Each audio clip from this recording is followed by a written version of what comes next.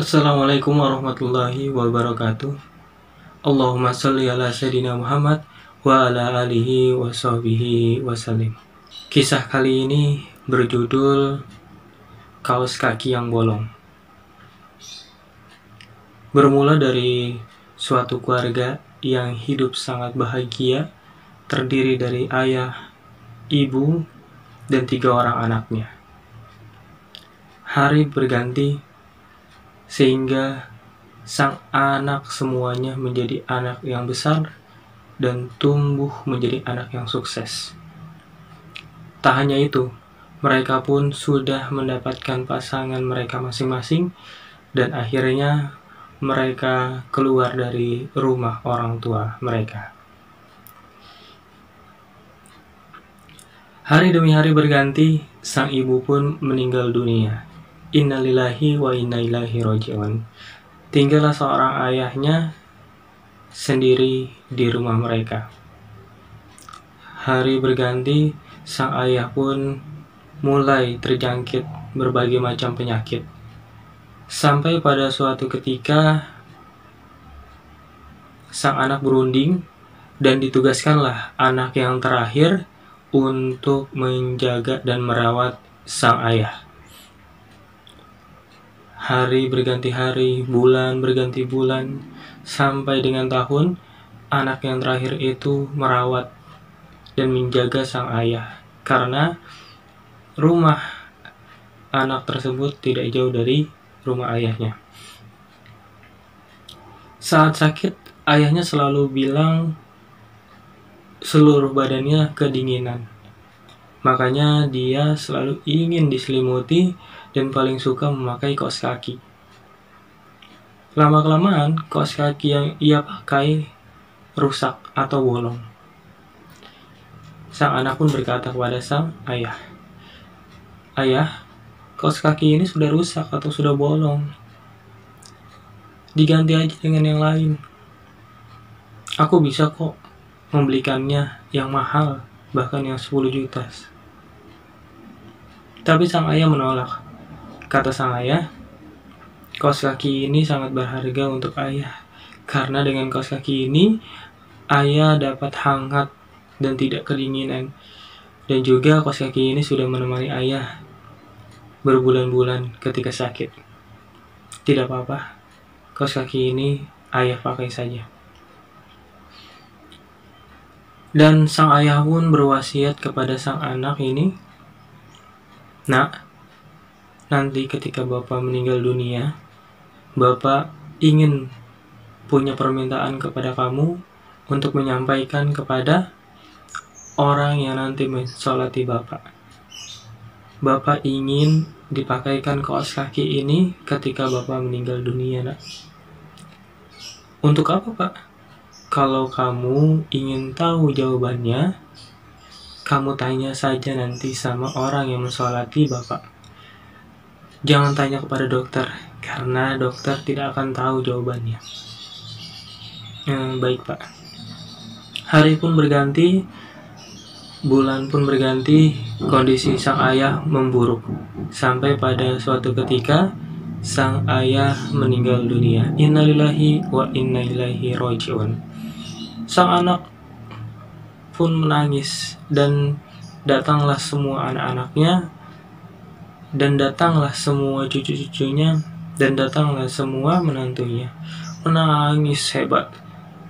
Tapi anehnya tidak ada satupun dari mereka yang bisa membacakan Al-Quran kepada sang ayah.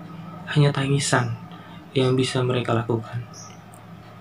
Sampai pada mensolati, sang anak terakhir ingat akan wasiat sang ayah, yaitu ingin dipasangkan kaos kaki bolong yang sering menemani ayahnya ketika sakit.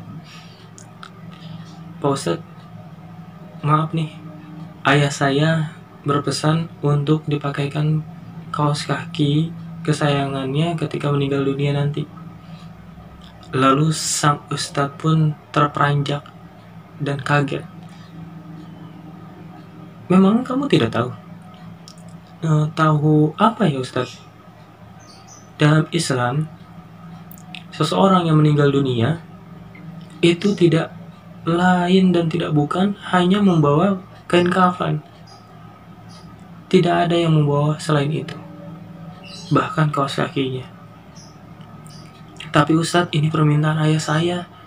Dia ingin sekali dipakaikan kaos kaki kesayangannya ini. Kalau Kak Ustadz berkenan, saya ingin membayar berapapun akan saya bayar untuk menyenangkan bapak saya. Nah, tidak bisa.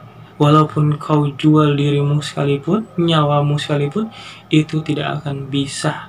Dan aku tidak akan membiarkan dan membolehkan itu. Karena ini perintah langsung dari Allah Subhanahu wa Ta'ala. Lalu Ustadz, ayah saya dulu pernah berkata bahwasanya aku akan dapat jawaban dari Ustadz. Maksudnya itu apa? Ustadz ini pun terdiam dan mencoba berpikir, dan akhirnya menepuk pundak sang anak. Nak, mungkin ayah kamu ingin berpesan bahwasanya ketika kamu lihat nanti ayah kamu dikuburkan, dan setelah dikuburkan mereka yang mengantarkan pulang semuanya, tak ada satupun yang tersisa.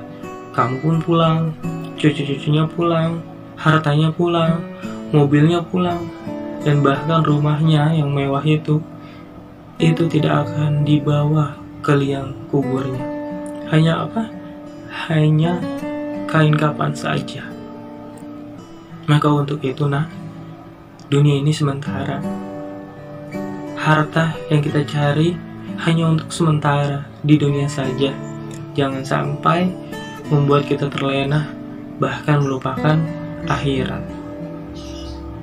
Seketika anak itu pun sadar dan mulai menangis, karena selama ini ia menjadi anak yang sukses, tapi untuk di dunia saja. Tapi anak ini sangat menyesal. Karena kenapa? Dia tidak sukses dalam urusan akhirat.